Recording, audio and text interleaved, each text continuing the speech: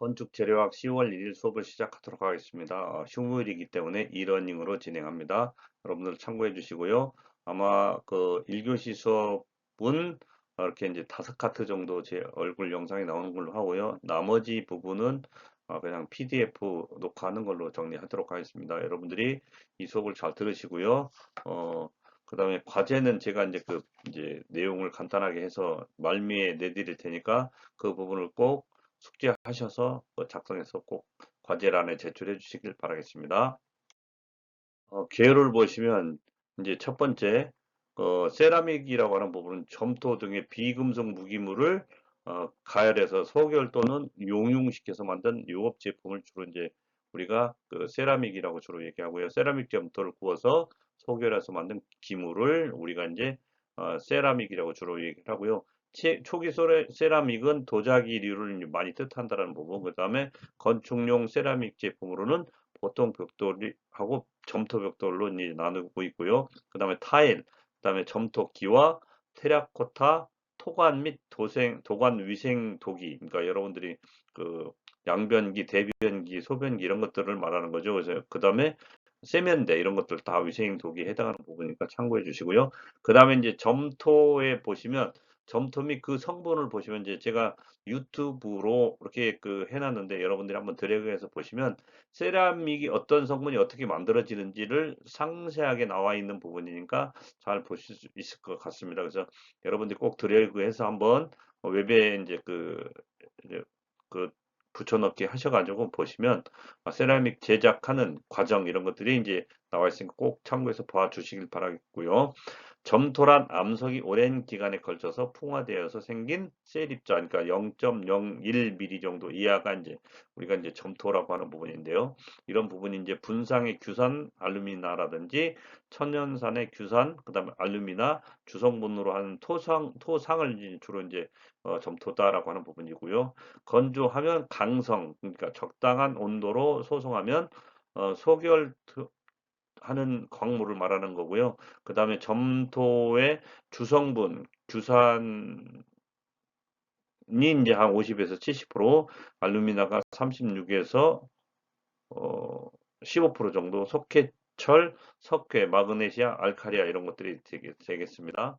그 다음에 이제 점토의 성질을 보면 소송 시에는 수축이 일어나고요. 건조에 따른 길이의 수축률은 5 내지 6% 정도, 그 다음에 10에서 15% 정도가 된다라는 부분, 그 다음에 소성 수축인데 이게 오타난 것 같습니다. 소성 수축 휘발분, 그러니까 결합수, 유기물, 탄산가스 등 양과 점토의 조직 및 용융도 등과 관계가 있다라는 부분, 그 다음에 소성 온도는 점토의 성질이라든지 제품에 따라서 다릅니다. 그리고 소송 온도 측정은 제게르콘이라고 하는 영어로 제게르콘이라고 하는 거. 그다음에 제게르콘은 독일 제게르가 이제 고안하고 1908년에 시모니스가 이제 개발한 방법. 그러니까 주로 이제 세모불령으로 이제 된 기구이면서 이 노라고 하는 부분, 그 포네이스라고 하는 이제 노 속에서 그 고온, 그러니까 600에서 200도씨, 2000도씨에서 이제 측정을 하게 되는 부분이 되겠습니다. 그리고 이제 이 세라믹 제품이 제조 및 분류를 보시면 세라믹 제조 제품 같은 거 이제 또 유튜브가 있지 않습니까? 그 요 부분에 대해서는 한번 여러분들이 세라믹의 정의가 나와 있으니까 한번 쭉 보실 수 있습니다.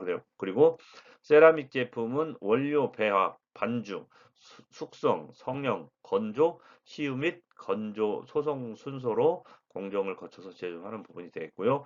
원료 배합이라든지 성형, 소송이 가장 중요한 부분이 이제 되겠다라는 부분. 그 다음에 채집되고 선별된 원료는 대부분 여러 공정을 거쳐서 배합을 한다든지 반죽해서 성형한 것을 소송 가마에 넣는 부분이 되겠습니다. 그래서 소송 가마에 넣어서 이제 성형을 하는 부분이 되겠고, 성형한 것은 건조 전이나 건조 후, 그러니까 유황을 바르기, 그러니까 유황을 바른 걸 시유라고 합니다, 우리가. 그리고 시유 후에는 건조 소지 표면에다가 보호 광택을 증가시켜서 착색이 가능해 줍니다. 그래서 그럼으로 인해서 표면이 광택이 나면서 그 보호가 되는 부분이 되겠어요.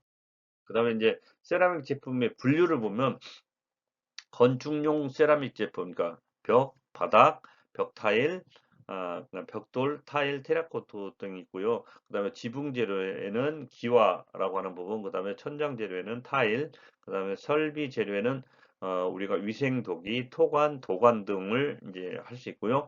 벽 재료로 이제 세라믹 제품을 많이 사용하는 부분이 되겠습니다. 그리고 세라믹 제품은 원료 및 소지의 흡수성, 투명 정도에 따라서 이제 우리가 토기류, 도기류, 석기류, 자기류로 이제 구분을 하고 있습니다. 그래서 여러분들 책에 페이지 92페이지에 보시면 그 부분이 잘 나와 있고요. 그 다음에 이제 세라믹 제품의 분류라고 하는 부분이 나와 있습니다. 세라믹 제품의 분류는 종류, 그러니까 토기, 도기, 석기, 자기 이렇게 되어 있는데 소지에 따라서 이제 흡수성이 있고 색이 나타나고 투명 정도, 강도가 나타나는 부분이 각각 그 어, 이제 각 종류별로 이제 특색을 나타내서 이제 기록을 해놨고요.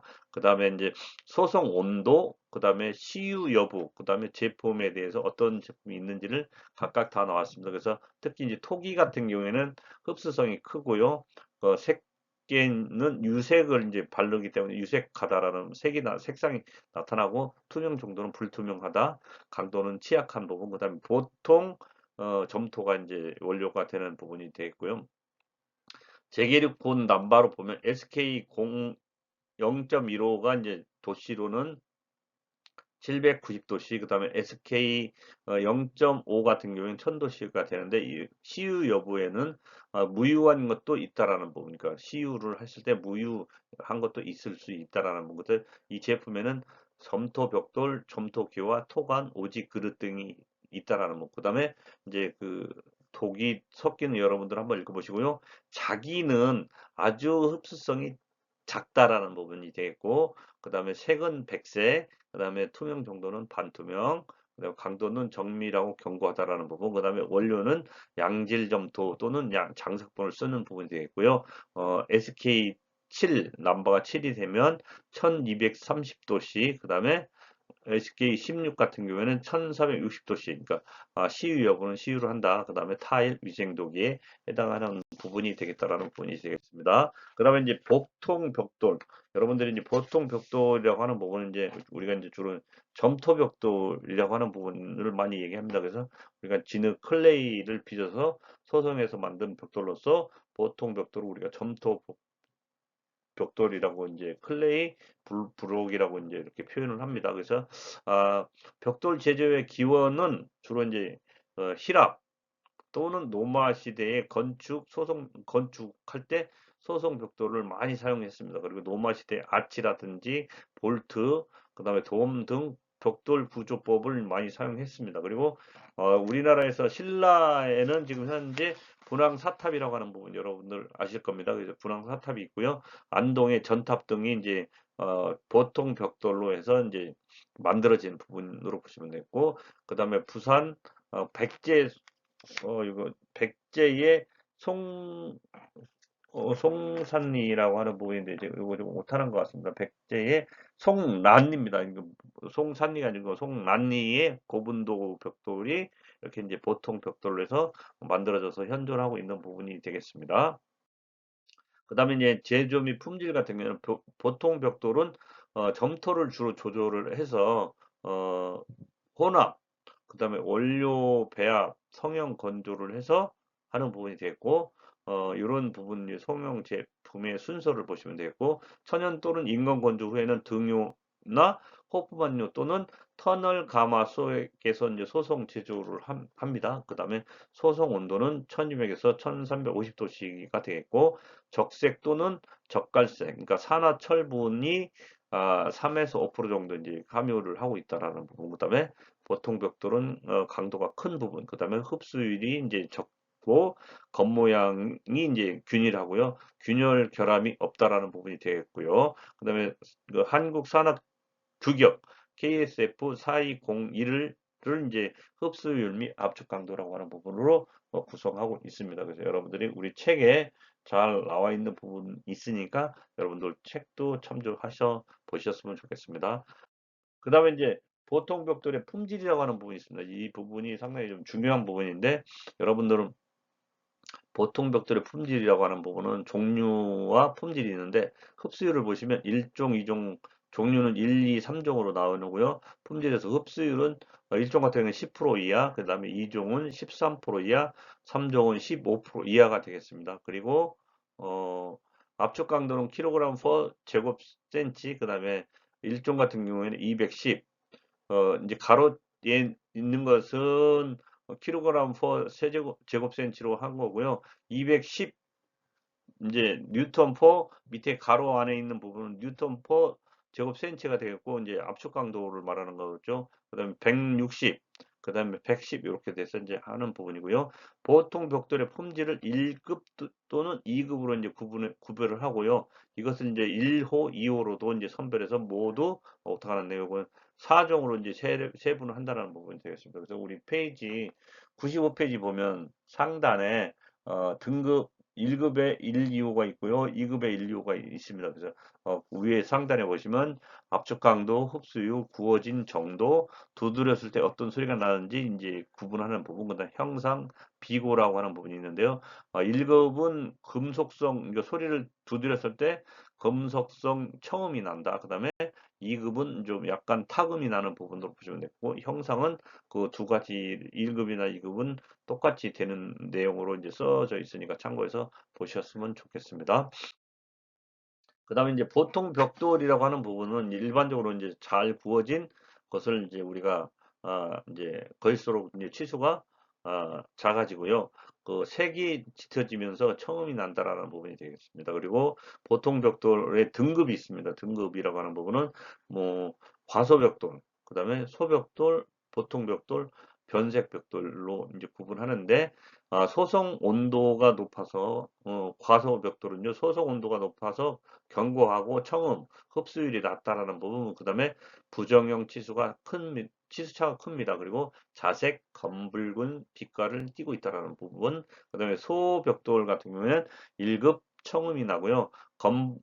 검붉은색, 그 다음에 1번 구조에 쓰거나 치장용으로 많이 사용하는 부분이 되겠고, 보통 벽돌은 2급 타금을 내고요. 붉은 주홍색, 강도가 낮고요. 내부 칸막이용으로 많이 사용하고 있다라는 부분. 그 다음에 변색 벽돌 같은 경우에 검붉은 빛깔, 특수 치장용으로 많이 사용하고 있다라는 부분. 그 다음에 92페이지 보시면 맨 위에 과소벽돌, 그 다음에 소벽돌, 그 다음에 보통 벽돌, 그 하부에 이제 변색 벽돌로 해서 이제 보통 벽돌의 등급별 형상이 쭉 나와 있습니다. 그래서 이런 것들을 구분해서 우리가 이제 현장에 적용해서 사용하는 부분으로 보시면 되겠습니다. 그 다음에 이제 형상 및 치수를 보면 보통 벽돌의 구분은 검정 벽돌, 붉은 벽돌 이렇게 되어 있는데 붉은 벽돌 같은 경우는 전체 60% 이상이 되도록 제작한 미장 벽돌을 말하는 거고요. 외부 노출면 유약 또는 유사 재료를 용용, 그다음에 소성한 유약 벽돌을 말하는 거고 모양에 따라서 일반형과 유공용으로 구분합니다. 그리고 형상 및 치수 허용차는 한국산업교육기업 KSL 4201에 의해서 이제 구분을 하고 있다라는 거고서 여러분들이 이제 과제로 여러분들 페이지 과제를 이제 96페이지 보시면 보통 벽돌의 형상 및 형상 치수 및 허용차라고 하는 부분이 나와 있습니다. 옆에 이제 이렇게 일반형과 유공용으로 구분하는데 유공용은 구멍이 뚫어져 있는 부분이고 일반형은 막혀져 있는 부분이죠. 그래서 이제 항목 구분해서 이제 길이, 너비, 두께가 나와 있고요. 요거는 치수를 쭉 나온 거죠. 이제 190에 90에 57. 요게 이제 정상적인 보통 벽돌의 치수입니다. 그 다음에 허용차를 꼭 숙지해 주시길 바라겠습니다. 이게 190이면 185도 되고요. 195도 합격에 해당하는 부분이다라는 부분. 그리고 이제 너비는 이제 우리가 이제 90이지 않습니까? 그러면 플러스 마이너스 3이니까 87도 되고 93도 합격선에 다 들어오는 부분이고 그 범위 안에 다 들어가는 거고요. 두께는 57 미리를 얘기하는데요. 여기다가 이제 플러스 마이너스 2.5잖아요. 그러면 55.5도 이제 그 해당하는 부분이 되겠다. 그다음에 59.5도 합격선에 다 들어오는 부분이 되겠습니다. 그래서 이렇게 해서 이제 형상 및 치수에 대해서 알아두시고요. 그 옆에 바로 옆에 보시면 보통 벽돌에 이제 온장, 7호 토막, 그다음에 2호 토막, 그다음에 가로 반절, 반토막, 그 다음에 반절, 반반절, 경사 반절인데 여러분들이 잘 숙지해야 될 부분은 온장, 그 다음에 7호 토막, 2호 토막, 반절 요런 부분을 꼭 숙지해 주시길 바라겠습니다. 여러분 시공 기사 시험에도 7호 토막, 2호 토막이 시공법에 나와 있는 부분이 있기 때문에 나올 수 있는 부분이 있으니까 여러분도 같이 숙지해 주시길 바라겠습니다. 그래서 여러분들 과제로 96페이지 보통 벽돌의 형상 치수 허용차를 이제 표를 작성해서 그 과제로 제출해 주시고요. 그 다음에 이제 사용상 고려사항으로 보시면 보통 벽돌 사용 고려사항에는 습기 차 있는 곳은 피해야 된다. 왜냐하면 이것도 똑같이 모래로 해서 시멘트로 해서 이제 소성을 해서 만들어진 거잖아요. 그러면 습기가 차면 이게 이제 강도나 이런 접착성이 떨어지면서 유실이 이제 열화가 생기면서 서로 이제 붙어 있는 부착 강도가 이제 자꾸 떨어지는 부분이 되겠고, 흡수율이 높고 좋은 벽돌을 사용해야 됩니다. 그래서 흡수율이 높다는 부분은 충분히 이제 그 물을 먹어도 이게 부서지지 않는 부분이 돼야 되겠다. 충분히 좋은 벽돌을 사용해야 되고, 강도 규정에 맞는 벽돌을 사용해야 되고요. 흡수율로 인한 동결로 인해서 내구성이 저하가 방지가 돼야 된다. 그러니까 우리가 흡수율이 좋은데 이게 겨울에 이제 얼었다 녹았다 하게 되면 일종의 열화 같이 생기는 부분이 생길 수 있어요. 그러면 이 벽돌의 제 역할을 못할 수도 있습니다. 그런 부분에 있어서는 많이 고민을 해봐야 되는 부분이다라는 부분이 되겠어요. 그 다음에 이제 경량벽돌, 내화벽돌이라고 하면 경량은 말 그대로 가볍다. 그 다음에 내화는 불에 이제 잘 견딜 수 있다. 이런 부분에 대한 벽돌을 말하는 겁니다. 그래서 경량벽돌 같은 경우에는 무게 감소를 목적으로 하고요. 내부 공급 및 구멍이 만들어진다. 그 다음에 건축물 자중 감소라든지 단열 및 방음을 목적으로 할 때 이제 그 경량 벽돌을 쓰고요. 구멍 벽돌 같은 경우 또는 다공 벽돌은 이게 이제 구멍이 뚫어져 있기 때문에 가벼울 수 있습니다. 그래서 그런 부분에 대해서는 우리가 자재를 선정해서 사용하면 되겠습니다. 구멍 벽돌, 그 다음에 방음벽, 그 다음에 단열벽, 경량화가 요구되는 칸막이에 이제 주로 이제 경량 벽돌을 주로 쓰는 거고, 다공 벽돌의 이제 점토의 유기질 분말인 분탄, 그러니까 뭐 여러분들 아시는지 모르겠는데 지금도 이제 연탄을 떼는 공간에 있어서 이 분탄이라고 하는 부분은 연탄이 다 떼고 난 다음에 그거를 이제 분쇄시켜서 다시 이제 벽돌로 만들게 되면 이제 가벼운 벽돌이 되죠. 그 다음에 톱밥을 넣는다든지 이제 쌀을 이제 그 정리를 하고 나면 겨가 나오지 않습니까? 그런 부분을 이제 같이 이제 저 벽돌 재료로 이제 혼합을 해서 혼합 성형을 해서 이제 소성 벽돌이 소성이 되면 벽돌로 이제 만들어지는 부분이 되겠습니다. 그래서 가볍게 이제 경량 벽돌로 사용할 수 있는 부분이 되겠고요. 그다음에 무게가 경량이고 보온이고요. 보온이라든지 흡음성, 방열, 방음이 이제 목적일 때 이런 경량 벽돌을 사용하는 부분이 되겠다. 그다음에 경미한 칸막이벽 및 치장 재료를 사용하는 부분이 되겠습니다. 그다음에 이제 경량 벽돌, 내화 벽돌이라고 하는 우리 페이지 97페이지 중간에 보면 이제 실제적으로 이제 제작 사진하고 제작된 모형하고 이제 공형에 대해서 이제 쭉 나와 있습니다. 그래서 이제 두께가 얼마다, 그다음에 1공형 대, 2공형 대, 3공형 대, 4공형 대 요 이제 블럭에 대한 형상 및 치수가 이제 나와 있고요. 다공벽돌의 형상이 옆으로 이렇게 쭉 나와 있는데 세워져 있는 부분 중에 이쪽에 구멍이 떨어져 있다라는 부분이 되겠어요. 그래서 다공벽돌의 어, 형상을 한번 보시면 좋겠습니다.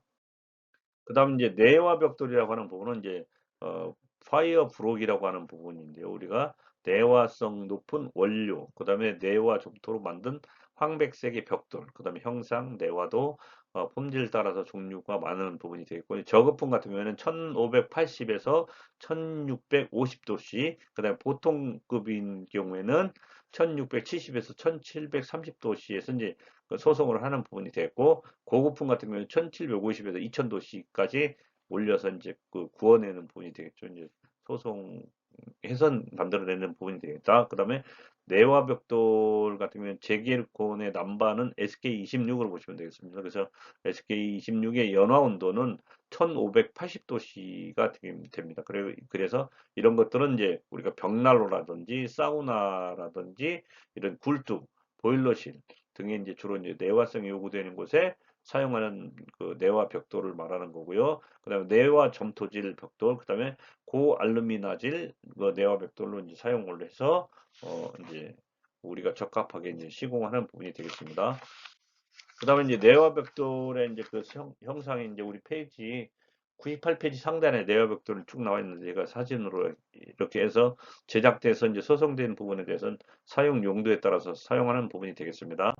그다음에 특수 벽돌이라고 하는 부분, 특수 벽돌은 흑벽돌, 그 다음에 검정벽돌, 황토벽돌, 적벽돌 또는 치장벽돌, 오지벽돌, 이형벽돌, 포도벽돌 또는 광제벽돌 이런 것들이 이제 특수벽돌에 해당하는 부분인데요. 흑벽돌, 검정벽돌 같은 경우에는 진흙과 보통 흙을 혼합한 것에 석회나 모든 석회나 모래 약간 그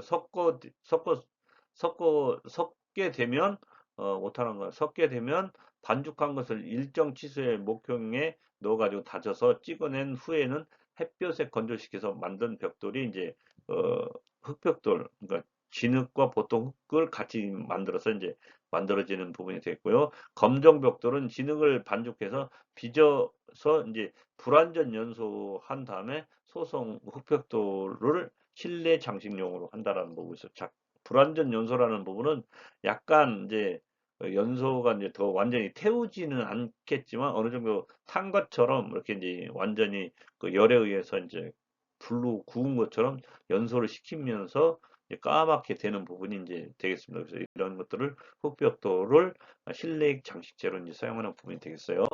그 다음에 이제 치수는 이제 흑벽돌 같은 거 치수는 보통 벽돌보다는 크고요. 특히 두께를 크게 해서 쌓기에 편리하게 만드는 부분이 되겠다. 그 다음에 고대 중앙아시아의 건축에 많이 쓰였던 것으로 이제 알려졌다는 부분에서 우리 책 99페이지에 보면 잘 나와 있습니다. 황토벽돌, 적벽돌에 대해서 이제 여러분들이 보시면 좋겠고요. 그래서 실제적으로 이제 황토벽돌, 검정벽돌로 만들어진 부분에 대해서 구분할 수 있을 것 같습니다. 그 다음에 이제 특수벽돌 중에서 이제 황토벽돌, 적벽돌, 이게 왜 똑같이 나왔죠? 네, 이렇게 그냥 계속해서 보도록 하겠습니다. 황토벽돌은 주 원료가 자연 소재의 순수 황토색을 보시면 되고 단열성, 습기 조절, 그 다음에 냄새 제거라든지 실내 칸막이 벽 및 치장용으로 많이 사용하고 있고요. 적벽돌 같은 경우에는 어, 진흙 사용을 해서 불완전 연소를 해서 소성해서 원적외선로 방출해가지고 해충 접근을 차단해주는 부분이 되겠습니다. 그래서 전벽돌, 황토벽돌 이런 부분이 되겠습니다. 그 다음에 이제 치장벽돌, 오지벽돌이라고 하는 부분이 있습니다. 치장벽돌이라고 하는 부분은 어, 노출되는 벽면 색깔, 그 다음에 형태, 표면의 질감, 치장용으로 이제 주로 사용하고 있고요. 그 다음에 오지벽돌, 여기 오지벽돌이라고 있는데 상당히 좀 질이나 마구리 면에서 오진물, 그러니까 썰트 글레이즈라고 하는 부분이 이제 주로 이제 칠해서 구운 것이다. 그러니까 외벽 치장, 그 다음에 내부 장식물의 치장 목적으로 사용하는 부분이 오지벽돌이라고 하는 부분이 되고 치장벽돌은 이제 사용 용도에 따라서 이렇게 치장벽돌이 쭉 연결되는 부분으로 보시면 좋겠습니다.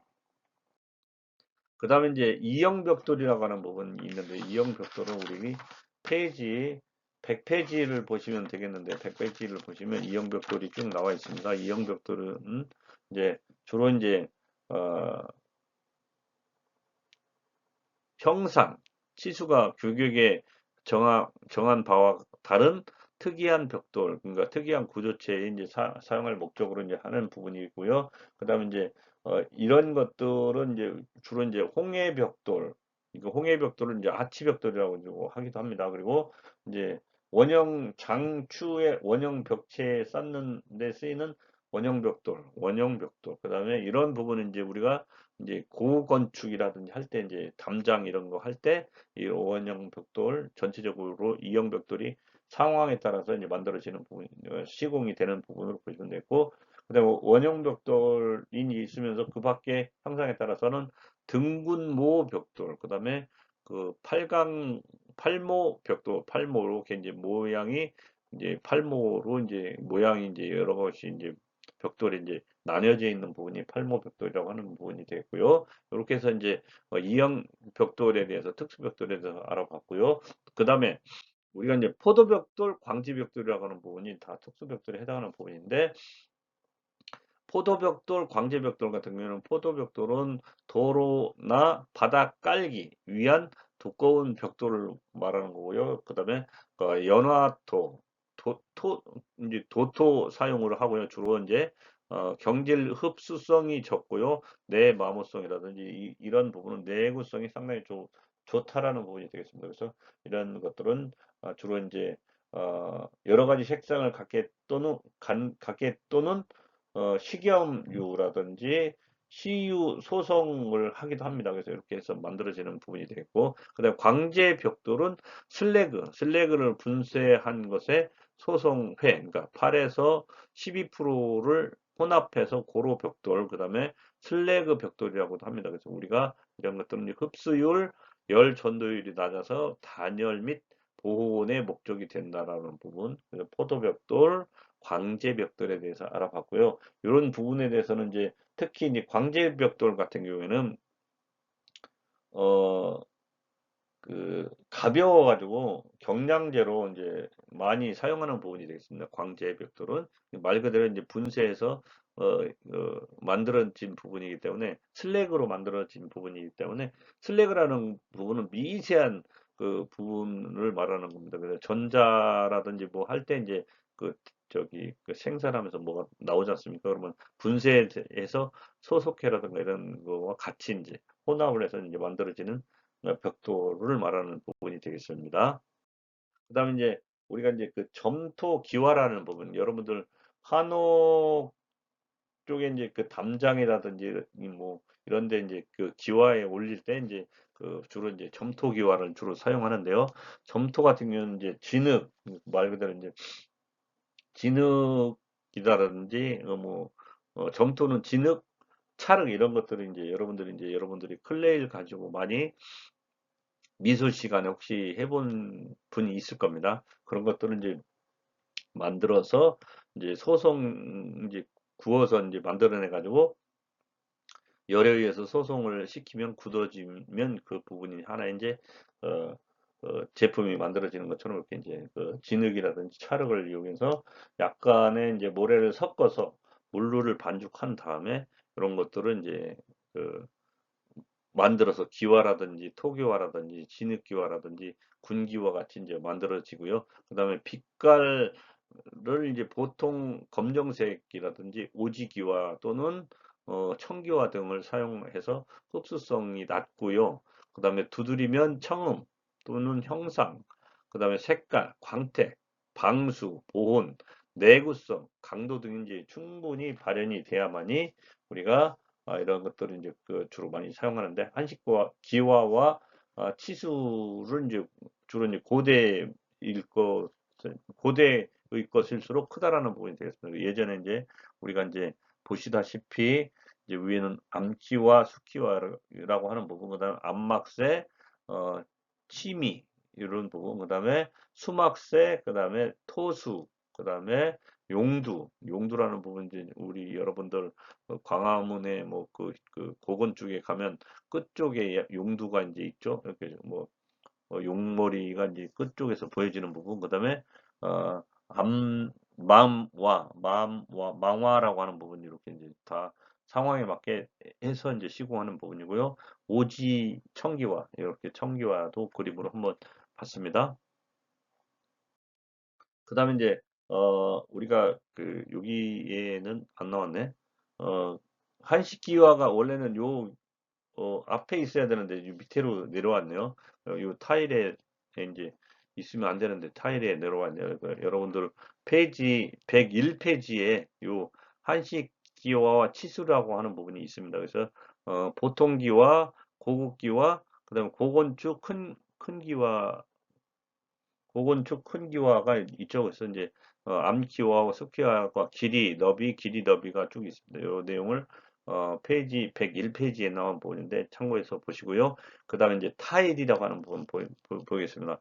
우리가 이제 마감재로 이 타일이라고 하는 부분이 상당히 좀 많이 우리가 이제 쓰이고 있어요. 그래서 특히 화장실이라든지 뭐 외부에 이제 벽체라든지 이런 부분에 이제 타일이 쓰는데 요거는 이제 점토 또는 암석 분말, 그 다음에 이런 것들을 성형, 소성을 해서 1200에, 200도씨에서 이제 해가지고 만든 얇은 판형을 말합니다. 그래서 두께가 약 5mm 정도, 그 다음에 총칭, 이런 것들은 이제 총칭하고 있고요. 어원은 프랑스어의 툴레에서 이제 그 유래가 됐어요. 그래서 툴레가 이제 어, 툴레 뭐 이런 유래가 됐기 때문에 국산 타일 처음으로 된 곳이 이제 서울대 의대. 그러니까 여러분들 본관에 가시면 어, 요 이제 국산 타일로 이제 처음 이제 마감한 부분이 되겠습니다. 그래서 여러분들 서울대 지금 가면 서울대 병원 가시면 서울대 의대 병원 가시면 이제 해화동 가시면 그 병원 건물 가운데쯤에 보시면 병원 건물이 옛날 고전 그대로 보존해서 이제 관람할 수 있게 되어 있습니다. 그래서 시간이 되시면 그 부분에 한번 가서 보시면 타일로 내부를 마감해서 그 의대 내부의 본관은 그렇게 만들어져 있고요. 아마 지금은 여러분들이 보존을 해놨기 때문에 견학은 가능할 겁니다. 그래서 여러분들이 시간이 되시면 한 번쯤은 서울대 병원 해화동 대학로에 있는 병원 한번 가셨을 때 혹시 가게 되면 한번 관심 있게 거기 시간 되시면 한번 본관을 한번 어, 구경을 해 보시면 좋을 것 같습니다. 그래서 내구성이라든지 내화성, 내수성, 내마모성, 청결성 등이 이제 높고요. 시공이 간편해서 벽, 그 다음에 바닥 마감재로 많이 사용하고 있고요. 보호재로서 이제 기능을 갖춘 재료다라고 하는 부분이 되겠습니다. 그래서 그렇게 확인해 주시고요. 그 다음에 이제 점토 또는 암석 분말 이거 앞에 내용과 동일한 내용이 되겠네요. 그래서 두 번 겹쳤네.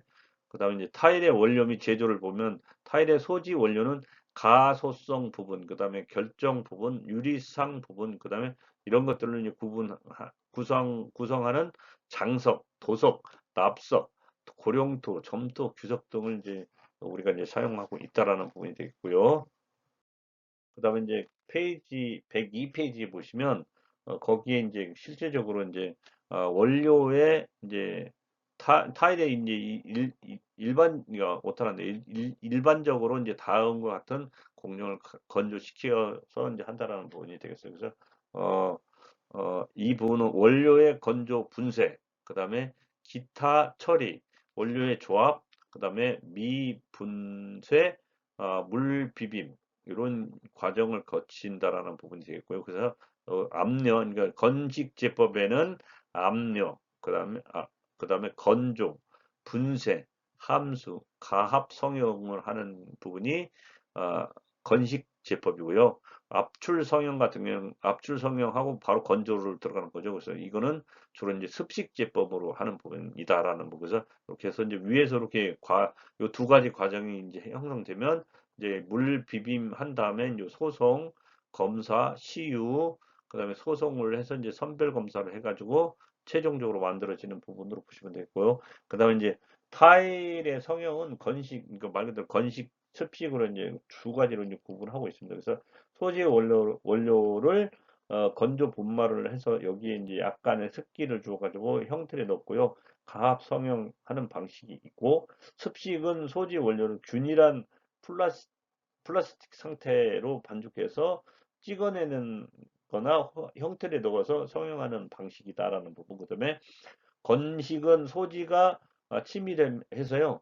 표면이 평활하고 모서리가 정확하게 이제 되어 가지고 이제 얇도록 이제 비교적 얇고 비교적 강하다라는 부분이 되겠고 그다음에 이제 건식과 습식의 특징을 한번 보시는데 건식 타일, 습식 타일이라고 하는 부분은 성형 방법, 그다음에 제조 및 제조 가능한 형태, 그다음에 정밀도, 용도 이런 거에 대해서 나왔는데 건식 같은 경우는 가압 성형을 하고요. 습식은 압출 성형을 한다는 부분. 그다음에 제조 가능한 형태는 보통 타일. 그다음 간단한 형태가 되는 부분이고 어, 똑같이 보통 타일인데 이 부분은 습식은 복잡한 형태로 이제 가능한 부분이 되겠습니다. 그리고 정밀도 같은 경우에는 치수의 정밀도가 높고요. 고능률적이다라는 부분. 그다음에 그 습식 같은 경우에는 가압성형에 비해서 정밀도가 낮습니다. 그리고 용도를 보시면 이제 주로 이제 건식 같은 경우에는 내장 타일, 바닥 타일, 모자이크 타일, 그다음에 습식에는 외장 타일, 바닥 타일 등이 이제 해당하는 부분이 되겠습니다. 그다음에 이제 타일의 종류 분류를 한번 보시는데 페이지 103페이지 보시면 호칭에 의한 분류라고 하는 부분이 있습니다. 호칭에 의한 분류는 내장 타일, 바닥 타일, 외장 타일, 모자이크 타일, 특수 타일로 되어 있는데요. 주용도, 형상, 소지의 질 이렇게 쭉 나와 있는 부분이 되니까 여러분들 꼭 한번 각각에 대해서 이제 살펴보시고요. 제가 내장하고 외장만 간단하게 한번 비교해 보도록 하겠습니다.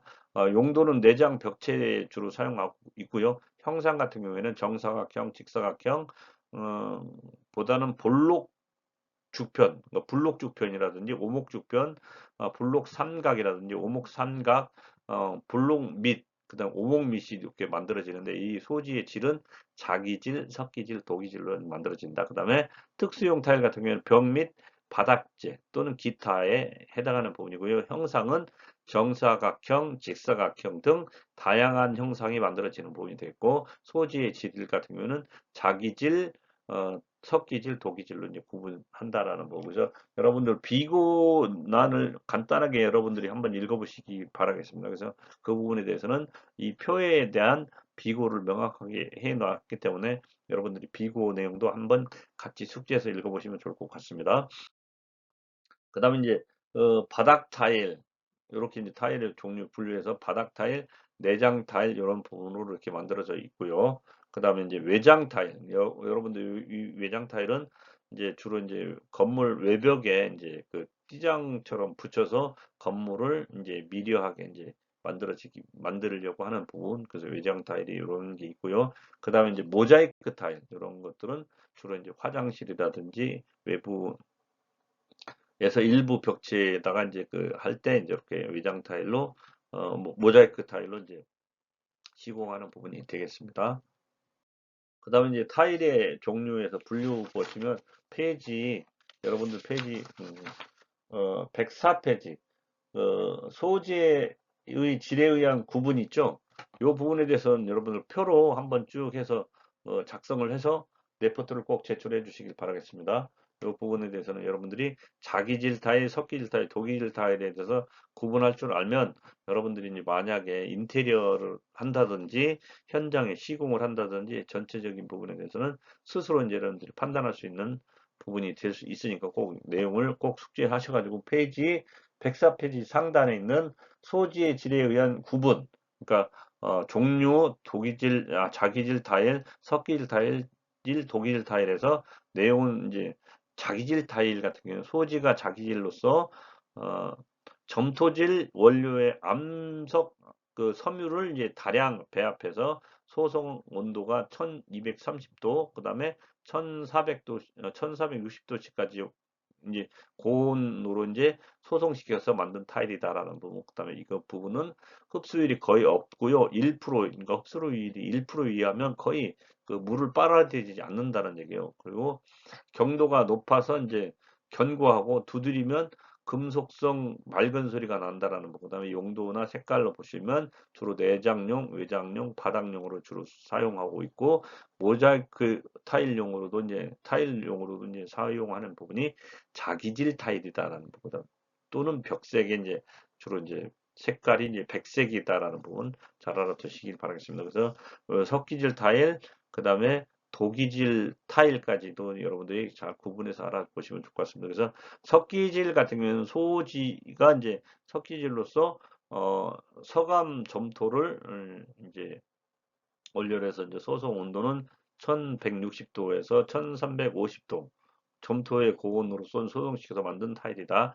흡수율이 적으며 흡수율이 이제 10% 이하네요. 경도가 비교적 높고 일반적으로 소지는 유색 불투명으로 이제 내구성이 높다라는 부분이 되겠습니다. 그래서 이런 것들은 내장용, 외장용, 바닥용, 클링크 타일용으로도 쓰고요. 유색이다라는 부분. 그다음에 도자기 타일, 도기질 타일 같은 경우에는 소지가 도기질로서 점토질 원료의 암석류를 이제 소량 배합해서 소성시키는 부분이 이제 온도가 1100에서 1230도 정도의 고온으로 이제 소성시켜서 만든 타일이다. 그다음에 흡수율이 높고요. 흡수율이 10% 이하가 되고요. 그 다공질로서 경도가 낮고 표면의 마모와 충격에 약하다는 부분. 이런 부분도 내장용과 백색과 유색으로 구분해서 나타나는 부분이 되겠다라는 부분이 되겠습니다. 그다음에 이제 타일의 종류에서 이제 그림으로 나오는데 이런 것들은 자기질, 석기질, 도기질 이렇게 나와 있습니다. 그래서 이런 부분에 대해서는 잘 여러분들이 숙지해 주시길 바라고요.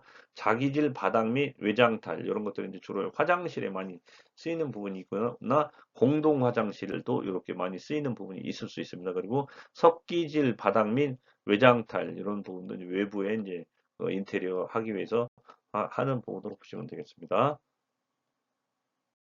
그다음에 이제 타일의 이제 분류에서 이제 호칭에 의한 분류, 이제 호칭 및 소재의 질에 의한 분류가 내장 타일, 외장 타일, 바닥 타일로 이제 구분하고 있습니다. 그래서 소재의 질이라는 부분은 내장 타일 같은 경우는 자기질, 석기질, 도기질로 하고요. 그다음에 외장 타일은 자기질, 석기질로 같이 구분을 하고 있고요.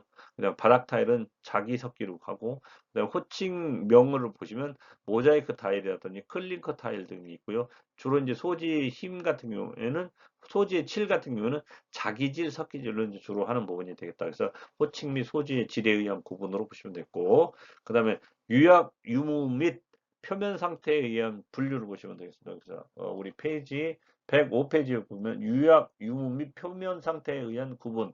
말 그대로 이제 CU 타일이냐, 무유 타일이냐, 휠면 타일이냐, 뭐 이런 부분, 그 다음에 조면 타일이냐 이런 부분을 구분하는데요. 각각의 내용을 보면 이제 CU 타일 같은 경우에는 여러분들이 이제 그 표면에 유약을 발라서 소성한 매끄러운 표면을 가진 타일을 말하는 부분이 되겠고요. 그 다음에 이제 무유 타일에 비해서 미관을 향상시키고 오염물 방지해서 아무래도 이제 코팅 처리가 되어 있으니까 오염이 방지되고요. 강도 증진과 마모 방지를 도모할 수 있습니다. 그리고 무유 타일 같은 경우는 표면에 유약을 바르지 않고 점토에 안료를 첨가해서 소성한 타일이다라는 부분에서 이런 부분은 이제 무유기 때문에 CU 타일에 비해서는 마모가 잘 될 수 있습니다. 그래서 CU 타일에 특히 오염 및 마모되기가 쉬운 단점이 있는 부분이 무유 타일이라는 부분. 그다음에 휠면 타일 같은 경우 표면이 거칠지 않고요. 평활한 타일을 휠면 타일이라고 하는데 이런 부분은 CU 타일의 일종으로서 표면이 대부분 매끄러운 내외장 벽체에 많이 사용하는 부분이 휠면 타일이다라는 부분. 그다음 조면 타일 같은 경우에는 표면이 거칠거나 거친 모양을 가진 타일은 이제 조면 타일입니다. 그리고 무유 타일의 일종으로서 표면의 대부분 거칠기 때문에 내외장 바닥에 많이 사용하는 부분이 되겠습니다. 그래서 여러분들이 이런 타일들은 이제 주로 큰 타일 같은 경우 이제 그 주현관 쪽에 미끄럼을 방지하는 공간에 이제 조면 타일들이 많이 들어가는 부분이 되겠습니다. 그래서 이제 이렇게 타일의 CU 타일, 무유 타일, 휠면 타일, 조면 타일 이런 부분이 되겠는데 이제 구성 파일 이제 구성 타일들을 이렇게 구성할 수 있는 부분이 이제 실예로 이제 구성했을 때 이렇게 만들어지는 부분으로 한번 구성 타일 이렇게 한 부분입니다. 그래서 여러분들이 페이지 105페이지의 사진을 한번 잘 봐주시길 바라겠습니다. 그 다음에 이제 타일의 종류 및 분류에서 어, 이제 우리가 105페이지 등급별 타입 구분이 있습니다. 등급별 타입은 1등급품. 그러니까 말 그대로 이제 내용은 색조가 특히 양호한 것, 그 다음에 외관 결함이 없는 것, 그 다음에 색조가 정확하고 고른 것이 이제 되겠고요. 등급이 2급품, 3급품이 있는데 2급품은 색조가 좋은 것, 그 다음에 외관 결함이 심하지 않은 것, 3급품은 색조가 이제 보통인 것이 이제 쌍꺼풀입니다라는 부분. 참고로 이제 타일의 코팅 방법 순서는 소지의 질이 일단 첫 번째고요. 그다음에 유학을 발랐느냐 안 발랐느냐, 그다음에 호칭명 이런 것들을 이제 우리가 하고 있다라는 부분. 그래서 보기를 보시면 독이질 같은 경우는 CU로 하고 이런 것들 내장 타일 쓰는 부분, 그다음에 자기질 같은 경우 CU를 했지만 모자이크 타일로 이제 쓰는 부분, 그다음에 석기질 같은 경우는 그러니까 유색을 바르지 않았기 때문에 바닥 타일로 이제 사용하는 부분이 되겠다라는 부분이 되겠습니다. 그 다음에 이제 타일의 용도별 종류를 보시면 내벽용 타일, 그 다음에 바닥용 타일, 외벽용 타일 이렇게 구분해서 하는데요. 건축물 내벽에 사용되는 내장 타일로 석기질 타일, 그 다음에 도기질 타일로 이제 하고 이제 정사각형, 직사각형 및 보도 타일을 주로 사용하는 부분이 되겠다라는 부분이 되겠습니다. 그래서 이제 내벽용 타일 같은 경우에는 우리 페이지 106페이지에 이제 내벽용 타일이 쭉 나왔습니다. 여러분들이 많이 보는 부분인지 주로 화장실이라든지 이런 부분에 이제 내벽에 이제 쓰는 부분, 그 다음에 또 실내에도 이제 이런 내벽용으로 타일을 쓰는 부분이 되겠다라는 부분, 그 다음에 주로 이제 바닥용 폴리싱, 그 폴리싱이 플로어링 타일 같은 경우에는 건축물 바닥에 사용하는 바닥 타일로서 자기질 타일, 그 다음에 석기질 타일인 정사각형 및 직사각형 등을 형을 이제 주로 이제 사용한다라는 부분, 그 다음에 내마모성 및 충격이 강하고요, 보행성이 좋고 흡수율이 적은 단단한 타일로서 CU 타일보다는 무유 타일을 많이 사용하고 있다. 그러니까 바닥에 보행하는 부분에 있어서 이제 쉽게 이제 그 변색이 가능할 수 있잖아요. 그런 부분에 대해서 이제 요 무유 타일을 사용함으로 인해서 특별하게 이제 마모되는 부분도 많이 있을 수 있지만 이것도 이제 시기가 지나면 교체해주고 그렇습니다. 그리고 보통 두께가 두껍고 표면이 미끄럽지 않은 요철 모양으로 이제 가공한 타일을 사용하는 경우가 많다라는 부분. 그래서 여러분들이 그런 부분에 대해서는 한 번쯤은 생각해 봐 주시면, 가서 어느 공간에 마감 공간이 있는 부분에 돌아다니다 보시면 내벽용 타일로 한 부분, 그다음 바닥용 타일은 이런 걸로 이제 조면 타일 같은 걸 했구나라고 하는 부분 여러분들이 숙지할 수 있을 것 같습니다. 그다음에 이제 바닥용 타일 같은 경우는 이제 아까 이제 그 똑같은 내용인가요? 바닥용 타일은 이렇게 해서 이제 그 구분을 해줬던 거고요. 그다음에 이제 외벽용 타일은 이제 건축물 외벽에 사용되는 외장 타일로서 자기질 타일, 석기질 타일인 정사각형 및 직사각형을 주로 사용하는 부분이 되겠고요. 이런 부분은 이제 흡수율이 적고 단단하고 내동액성이 우수한 타일을 사용하고 있다라는 부분이죠. 이런 것들은 실내 장식용으로 주로 사용하고 있다라는 부분이 되겠습니다. 그래서 이렇게 이제 동해를 입지 않아야 되겠죠. 이제 신축 동결 융해가 발생하면서 이게 얼었다 녹았다 하면서 떨어지거나 그러면 문제가 발생할 수 있지 않습니까? 이런 부분에 대해서는 충분히 우리가 고려를 해야 되고, 흡수율이 적고 단단하고 내동액성이 우수한 타일을 사용한다는 부분이 이제 실내 장식용으로 사용하는 부분이 되겠고, 보통 두께가 두껍고 표면이 미끄럽지 않은 요철 모양으로 가공한 타일을 사용하는 경우가 많다는 부분이 되겠습니다. 그 다음에 이제 모자이크 타일이라고 하는 부분이 있는데요.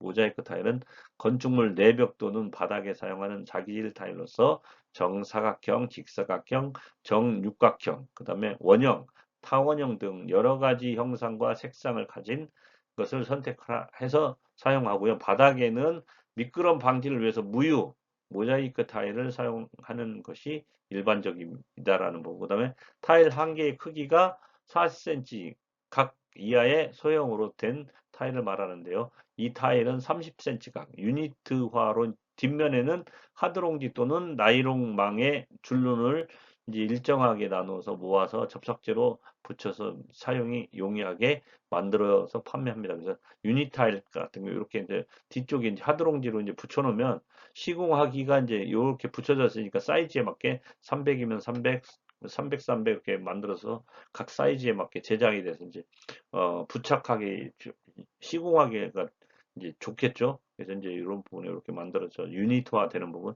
유니트화의 모자이크를 유닛 타일이라고 하고요. 한 개의 크기가 10mm 곱하기 10mm, 12mm 곱하기 12mm, 20mm 곱하기 20mm, 25mm 곱하기 25, 30mm 곱하기 30 이렇게 해서 여러 가지가 있다라는 부분이 되겠습니다.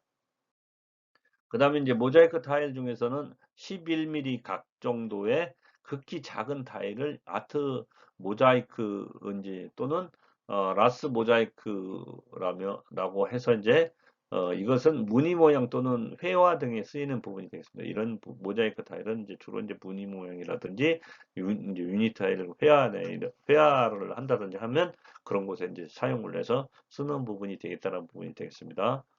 그 다음에 이제 논슬립 타일 같은 거 여러분들이 이제 미끄럼 방지 계단 내려갈 때 이제 그 미끄러울 수 있으니까 논슬립 하고요. 그 다음에 이제 특히 이제 검은 엘리베이터 앞에 이제 요 앞에 맨 앞에 있는 부분 같은 경우 논슬립이 일어나는데 이제 그 이제 장애자가 이제 식별할 수 있는 논슬립 타일도 있다라는 부분. 그러니까 누가 이렇게 좀 올라왔으면 감각적으로 이제 확인할 수 있는 부분이고요.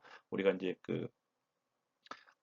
이제 글을 못 보면 이제 그러니까 만지면서 볼 수 있는 부분, 그러니까 타일 쪽에 이렇게 이제 별도로 이제 언어적인 부분에 대해서 장애자를 위한 언어를 이제 모자이크 처리를 한다든지 이렇게 논슬립처럼 파가지고 이제 처리하는 부분이 되겠고요.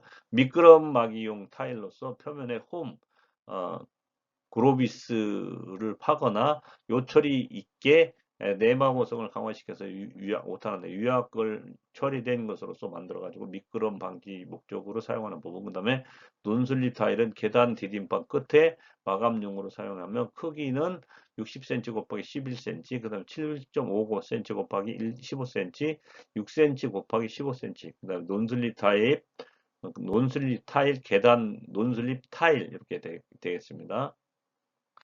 그 다음에 이제 보도 타일은 가늘고 길게 된 타일로서 특수한 장식적인 봉용, 그러니까 바 타입의 이제 CU를 한다는 부분이 되겠고요. 그 다음에 색상이 다양한 벽, 중간 띠 돌림이라든지 걸레바지라든지 갓둘레 테두리라든지 장식용으로 많이 쓰이는 부분이 보도 타일이라는 부분, 이거 주로 인테리어 하면서 많이 사용하는 부분이 될 수 있습니다. 그 다음에 이제 코너 타일은 말 그대로 코너에 이제 내가 붙이는 부분이고요. 스크래치 타일 같은 경우에는 벽과 바닥 또는 코너 타일 같은 경우는 벽과 바닥 또는 기둥의 구석 또는 모서리, 걸레바지에 이제 사용하기 위한 특수용 타일을 말하는 거고, 형상은 블록 죽편, 오목 죽편, 꺾임형, 그러니까 기역자형이라든지 귀접이형도 있다라는 부분이 되겠습니다. 그래서 코너 타일, 스크래치 타일, 그러니까 테피스트리 타일, 테피스트리 타일, 스피릿 타일은 이거 아트 타일은 이제 말 그대로 아트 하는 부분에 이제 많이 사용하는 부분이 되겠는데, 표면에 여러 가지 직물 무늬 모양이 나도록 만든 타일로서 무늬 형상 또는 색상이 다양함으로 주로 내장 타일에 쓰이는 부분이 되겠습니다. 그 다음 이제 테피스트리 타일, 아트 타일 이렇게 이제 그림으로 해서 이제 예술적인 부분으로 하는 부분이 되고, 폴리싱 타일, 그 다음에 파스텔 타일, 그 다음에 표면을 연마해서 고광택을 유지하도록 만든 CU 타일로서 대형 타일에 많이 사용되는 부분이 되고, 폴리시 타일인, 그 다음에 천연 대리석, 그 다음에 천연 화강석의 색깔과 무늬가 표면에 나타나게 만들어서 판매하는 부분이 이제 폴리싱 타일이라고 하는 부분. 그래서 여러분 여러분들 현관 들어갈 때 이제 주로 폴리시 타일 많이 사용하죠. 그 다음에 이제 파스텔 타일은 이제 소지의 안료를 혼합해서 고온 1300도 이상에서 소성한 무유자기질인 색깔이 있는 타일로서 CU 타일과는 달리 전체 물성이 동일해서 마모되어도 본래의 색상이 그대로 유지되는 게 이제 파스텔 타일이다라는 부분이 되겠습니다. 그다음에 이제 타일 형상 및 치수에서는 타일 형상 보통 정사각형, 직사각형, 정육각형, 팔각형 타일이 많고요. 이렇게 이제 특수용으로는 보드 타일이라든지 모자이크 타일, 둥근모 타일, 그다음에 블록 타일, 면이 이제 블록한 것은 이제 블록 타일이라고 하고요. 기역자형 타일, 모서리각형, 모서리형이 되겠고 면적지 타일 등이 있다라는 부분에서 여러분들 페이지 110페이지 보시면 외장 타일, 내장 타일, 바닥 타일, 모자이크 타일의 형상들이 쭉쭉 나와 있으니까 한번 참고해서 보시길 바라겠습니다. 그 다음에 타일의 치수 보시면 호칭 치수와 제작 치수로 구분을 하고 있는데요. 모듈 호칭 치수 같은 경우 타일 줄눈과 줄눈 중심간 치수를 말하는데요. 보통 타일의 치수를 말할 때 모듈 호칭 치수, 줄눈을 포함한 치수를 이제 말하는 부분이 모듈 호칭 치수를 말하는 거고요. 제작 치수란 뭐냐? 타일을 제작할 때 기본이 되는 치수를 말하는 겁니다. 그리고 길이 너비의 제작 치수는 모듈 호칭 치수의 줄눈을 고려해서 이제 치수로서 제작자가 정한 치수를 말합니다. 그래서 여러분들 페이지 110페이지 하단에 보면 타일의 모듈 호칭 치수라고 있습니다. A 너비, B 길이. 그러니까 내장 타일, 외장 타일 및 바닥 타일에 이제 그 하고 구성 타일에 나와 있으니까 이 내용을 여러분들이 참고해서 확인해 주시길 바라겠습니다. 그 다음에 이제 요 보시면 모듈 호칭 치수의 개념도가 쭉 나와 있습니다. 그래서 A, B, 그러니까 작은 A, B, D 이런 부분에 대해서 각각의 어떤 부분인지를 너비를 나타내고 A는 너비를 나타내고 B는 길이를 나타내고 그 다음에 그 소문자 A는 제작 치수 너비를 나타낸 거고요. 그 다음에 그 B는 여기 B 있죠?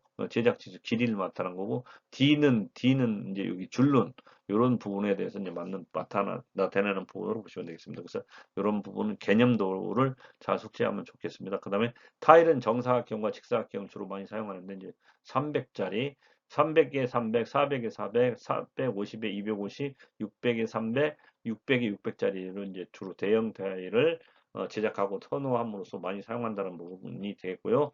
내장 타일 같은 경우는 4에서 8mm, 바닥 타일은 7에서 20mm, 외장 타일은 5에서 15mm, 그러니까 두께를 말하는 겁니다. 이렇게 해서 만들어지는 부분이 되겠다라는 부분. 그 다음에 타일을 붙이는 바탕면에 충분히 접착될 수 있도록 타일 뒷면, 뒷발이라고 하는데 갈고리형이라든 후크 폼이라고 하는 부분은 만드는 것을 이것을 우리가 뒷발이라고 합니다. 그래서 평판식, 프레스식, 압축식 이렇게 뒷발이 어떻게 만들어 모양이 있는지를 좀 보시면 뒤에다가 이제 우리가 이제 본드를 붙여서 한다든지 몰타를 붙여서 한다든지 하면 그렇게 시공을 마무리하는 부분으로 보시면 되겠습니다. 그 다음에 이제 이렇게 이제 페이지 112페이지 정사각형, 일면 패기, 이면 떼기, 뭐 그 다음에 직사각형, 그 다음에 모서리, 정육각형, 팔각형, 계단형, 그 다음에 보도, 블록삼각, 오목삼각, 블록주편, 블록 밑, 그 다음 오목 밑, 오목주편 이렇게 이제 쭉쭉 나와 있습니다. 그래서 타일의 형상에 대해서 좀 한번 확인해 보시길 바라겠습니다. 그 다음에 이제 타일의 선정 사용, 어떤 제품을 선정해야 되는지를 잘 알아두시는 것도 상당히 좀 중요합니다. 그래서 타일의 종류는 등급, 치수, 이형, 소지 표면의 상태, 시약의 색깔, 그 다음에 광택 및 등급은 공사 시방 기준으로 이제 주로 하고요. 견본품은 담당원 승인을 받아서 이제 받은 후에 반입을 하면 되겠고요. 타일은 표준 치수를 중심으로 대소의 몇 종류로 나눠 가지고 극단적으로 차이가 많고 가로 세로의 치수의 오차가 심한 것은 제외해서 하는 부분이 되겠습니다. 그래서 여러분들 페이지 113페이지에 타일의 결점 및 판정 기준, 한 개의 타일에서 결점, 타일 상호간의 결점이 쭉 나와 있습니다. 그래서 결점의 분류, 판정 기준 이런 부분이 있으니까 한 번쯤은 여러분들 꼭 숙지해 주시길 바라고요.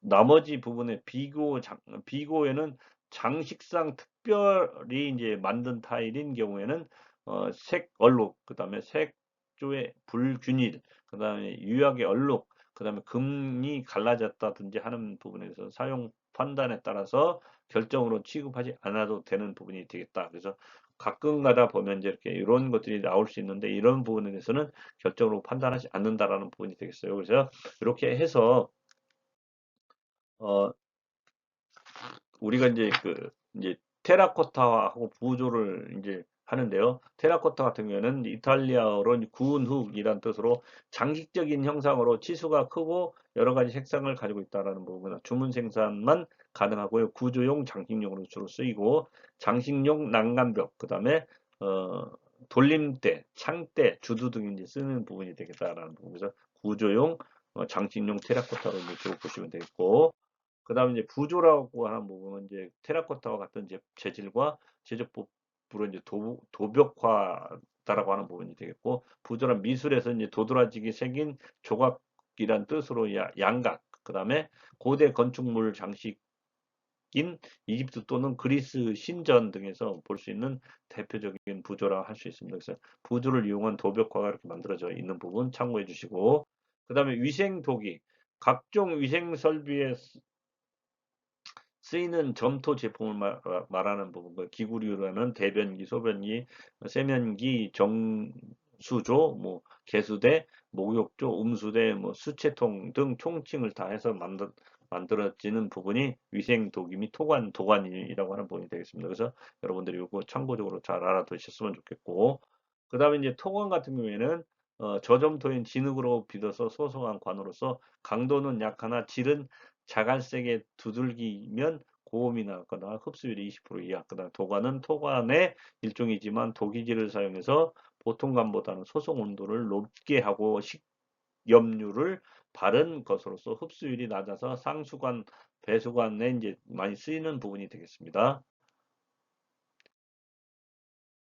이렇게 해서 수업을 마치도록 하고요. 여러분들 과제 부분에 대해서 꼭 제출을 해 주시길 바라겠습니다.